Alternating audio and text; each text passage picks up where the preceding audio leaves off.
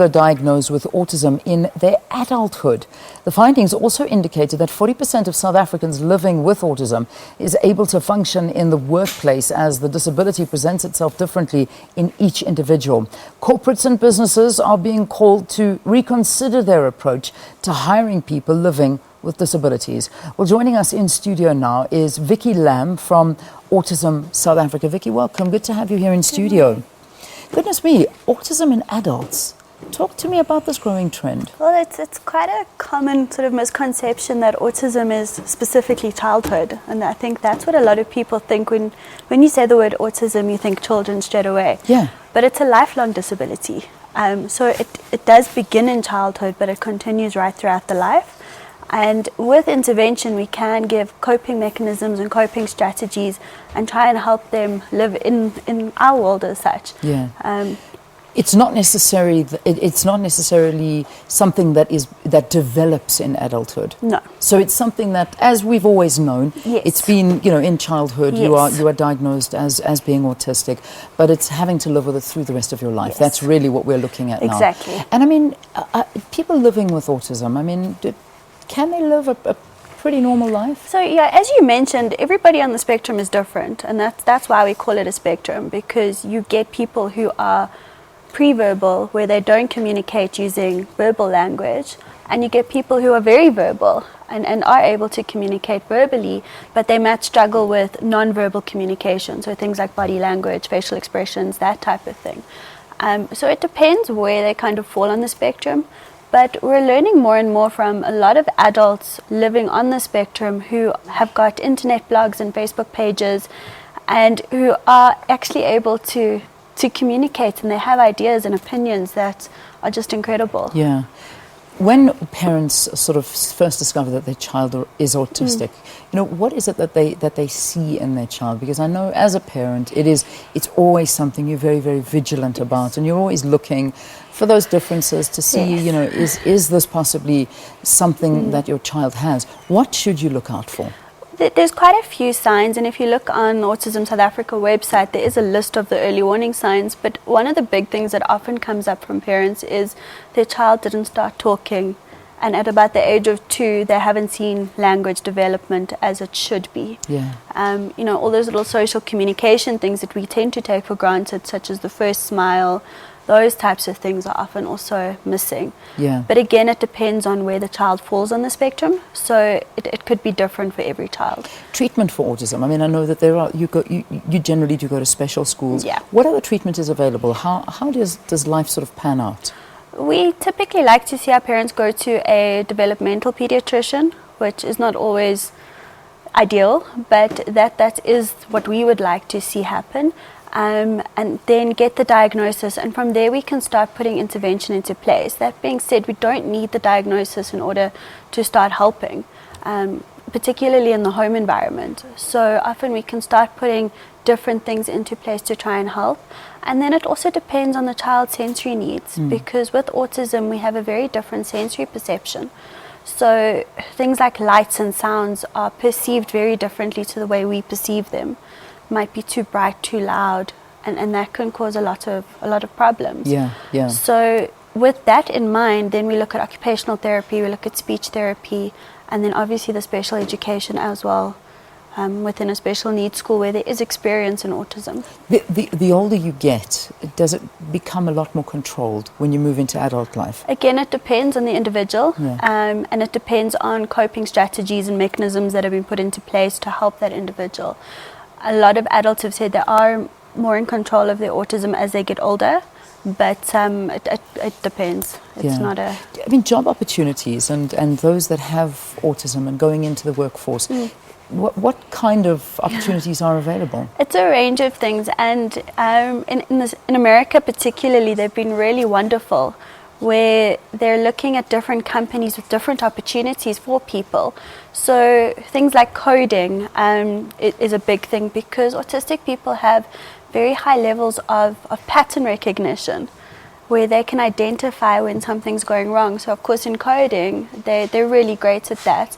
Their logic is amazing as well.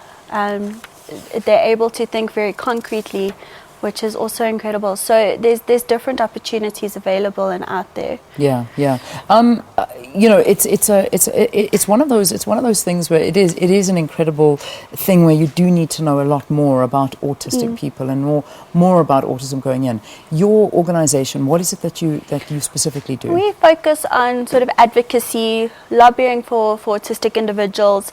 You know, we're working quite closely with government to try and get the services available for the kids. We help families who are in the process of getting their child diagnosed, and after the diagnostic process as well, to just try and help them kind of settle into a home life with the child.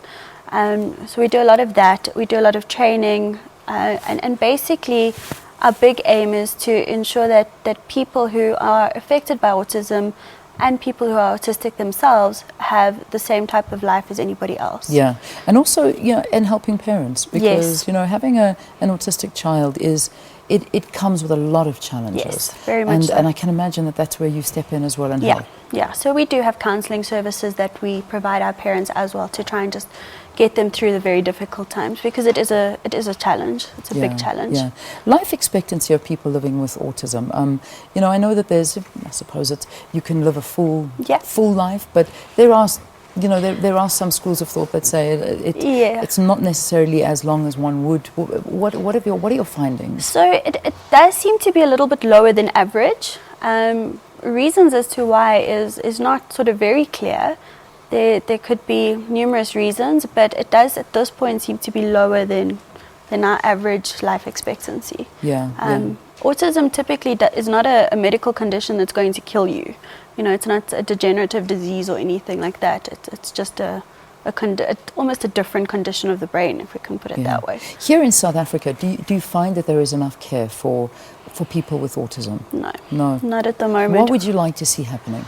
I think particularly, you know, we're really working hard on getting services available for the kids, which is wonderful, and it is definitely needed. And as of yet, there aren't enough services for the kids, but the adults is another big area that needs a lot of work on. So that's a big focus area, together with the children. You know, we don't want to forget about them either. Yeah. You know, there's always the talk about what causes autism. And I mean, I remember when I was bringing, you know, my kids up, and they were in the very early stages, and people were worried about certain vaccines and this and that, and there were so many theories around what could possibly cause autism in children.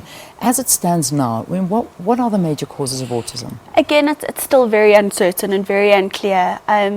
There is a lot of evidence, sort of scientific research that has been done with the vaccines, and that has come back as negative. So the vaccines don't cause autism. At this point, they're looking at genetics, at hereditary, at environmental factors. There's a whole range of things that they're looking at, and it seems to be a combination. One of the reasons that they think it's so difficult to pinpoint an exact cause is because autism is so different in all individuals. So we're almost dealing with different types of autism, and they therefore think that there's going to be different types of causes that then lead to all these different things as well. I mean, I even read about some certain pesticides that could in some way, but again, it's all question marks. Very much so. So it's just one of those mysteries in life that still people are trying to get to the bottom of. Just as we wrap this interview and we're heading up towards 7:45, just in terms of rural development, you know, that's a big issue. When you're here, you're able to get that medical treatment and help. But in rural areas, young children and babies with autism, how do we look after them? It's such a difficult situation that we're in, and we really are trying to push services into that direction. And at this point, we're just trying to get the knowledge out there, the awareness, the acceptance, to people, so that they know what to look for and they know what to do when it does happen. But it is a very difficult situation. Thank you for talking to us. Keep up the great work that you're doing. And autism, it's a reality, and many children diagnosed with autism. And we're saying that about 40% of South Africans living with autism are able to function in the workplace and have normal lives. But the reality is to be diagnosed and get the right help in place. So talking to us is Vicky Lamb from Autism South Africa. Thank you very much for your time.